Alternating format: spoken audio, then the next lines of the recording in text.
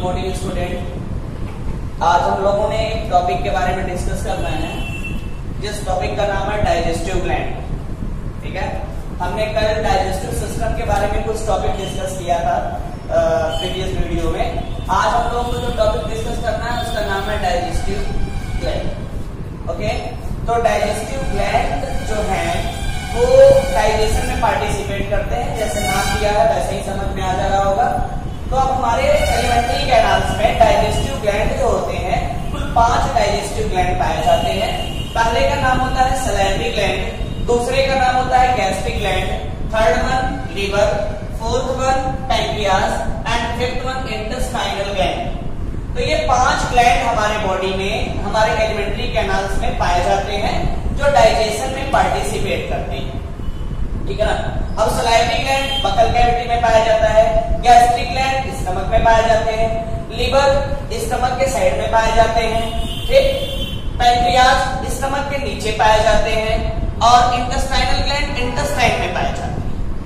हम एक ग्लैंड के बारे में बात करते हैं जिसका नाम है सलाइवरी ग्लैंड। बारी बारी से सभी ग्लैंड के बारे में डिस्कस करना है। तो हमने पहला बात करना है सलाइवरी ग्लैंड के बारे में। ये आपका सलाइवरी ग्लैंड है। सलाइवरी ग्लैंड जो होता है वो बकल कैविटी में पाए जाते हैं। सलाइवरी ग्लैंड जो है वो बकल कैविटी में पाए जाते हैं और सलाइवरी ग्लैंड सिक्रीट करते हैं सलाइवा। ठीक है, जो सलाइवरी ग्लैंड है वो 3 तरह के सलाइवरी ग्लैंड ह्यूमन के केसेस में पाए जाते हैं और सबका लोकेशन अलग अलग होता है। ठीक, तो 3 सलाइवरी ग्लैंड कौन कौन से हैं जो ह्यूमन की बॉडी में पाए जाते हैं? पहले का नाम है आपका पायरोटिड, दूसरे का नाम है सबलिंगुअल और तीसरे का नाम है सबमैंडिबुलर या इसी को सबमैक्सिली के नाम से भी जानते हैं। तो जो ये पायरोटिड होता है, ये जो पायरोटिड सलाइवरी ग्लैंड है, ये पाए कहां जाते हैं? ये पायरोटिड सलाइवरी ग्लैंड है, ये लार्जेस्ट सलाइवरी ग्लैंड होता है।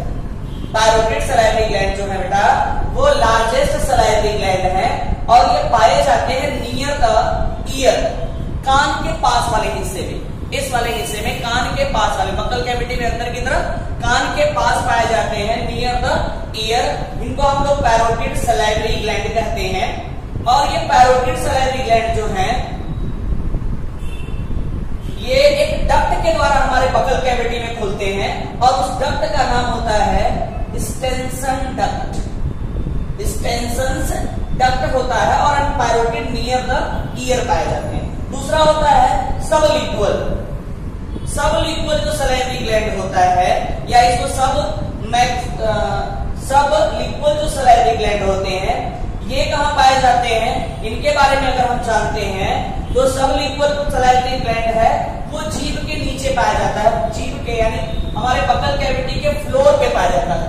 जो बकल कैविटी का रूफ होता है उसको हम पैरेट कहते हैं और फ्लोर जो होता है जहां से टंग जुड़ा होता है, टंग के नीचे ये सलाइवरी ग्लैंड पाया जाता है, सबलिंगुअल सलाइवरी ग्लैंड। और ये सलाइवरी ग्लैंड हमारे बकल कैविटी में खुलता किस डक्ट के द्वारा है? तो इसका नाम होता है डक्ट ऑफ रिविनस। डक्ट का नाम याद रखिएगा।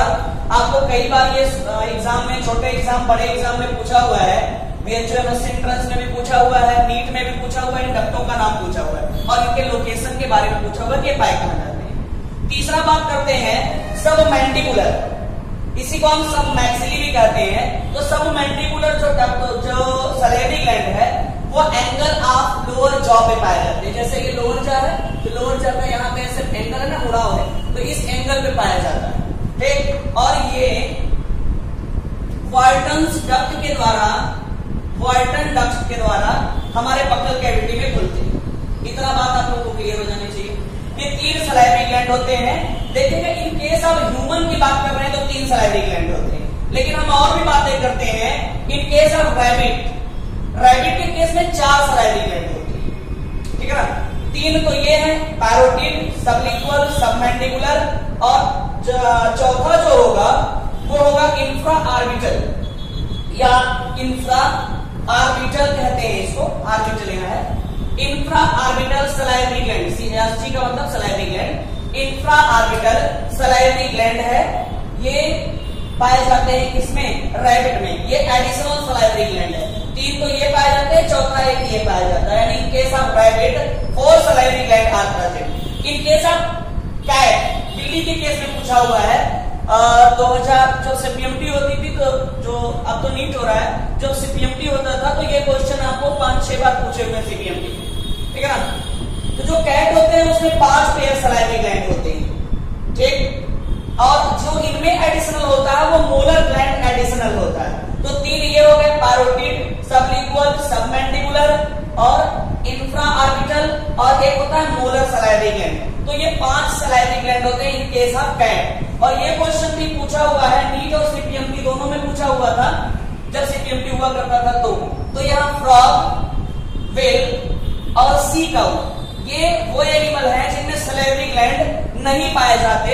तो इन्हीं में से एक कभी ये पूछा, कभी ये पूछा हुआ, कभी ये पूछा हुआ, तो इसको ध्यान दीजिएगा। अब हम बात करते हैं सलाइवरी ग्लैंड के एक इंपॉर्टेंट टर्म की। मम्स एक बीमारी होती है, सलाइवरी ग्लैंड के अंदर होने वाली बीमारी है मम्स। यह एक वायरल इन्फेक्शन होता है। यहाँ पे मैंने इंपॉर्टेंट नोट करके लिखा हुआ है, ये बार बार पूछा हुआ है। अभी पिछले बीते हुए सालों में मम्स और रुबेला का टीका भी लग रहा था। ये इसमें सूजन हो जाता है, इस वाले हिस्से में, कान के नीचे वाले हिस्से में सूजन हो जाता है, इन्फ्लामेशन हो जाता है छोटे छोटे बच्चों में। तो ये एक वायरल इन्फेक्शन होता है, ठीक है ना। ये एक वायरल डिजीज होता है काज्ड बाय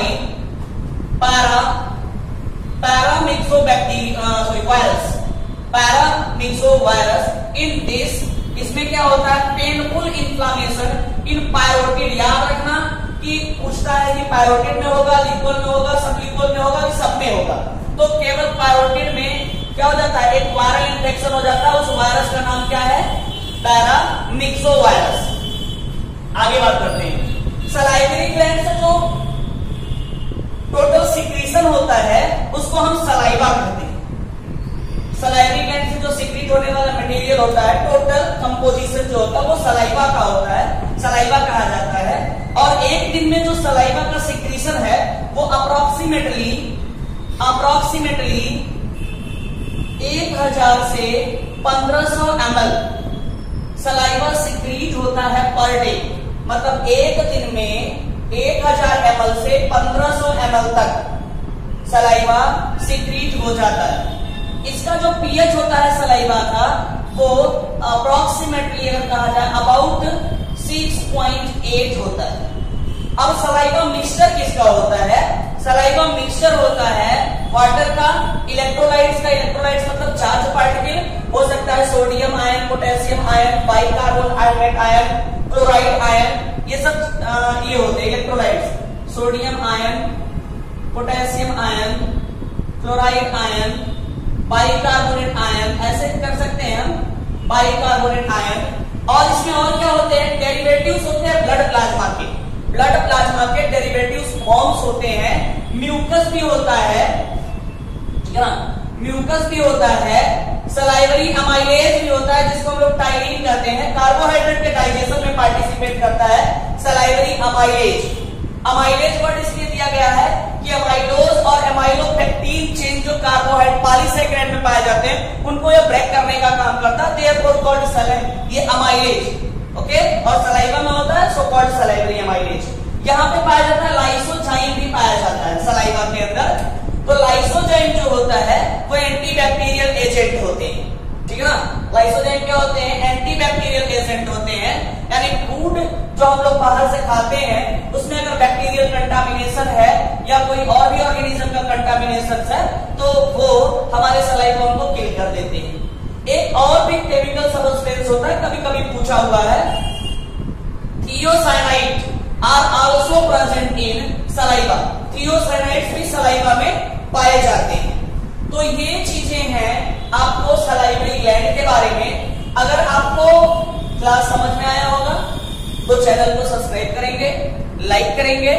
और अगर इन और ग्लैंडों के बारे में इसी तरीके से हमें डिटेल में पढ़ना होगा और भी जानना होगा तो आपको डीडीटी ट्यूटोरियल, ये डीडीटी ट्यूटोरियल का एप्लीकेशन प्ले स्टोर पे अवेलेबल है।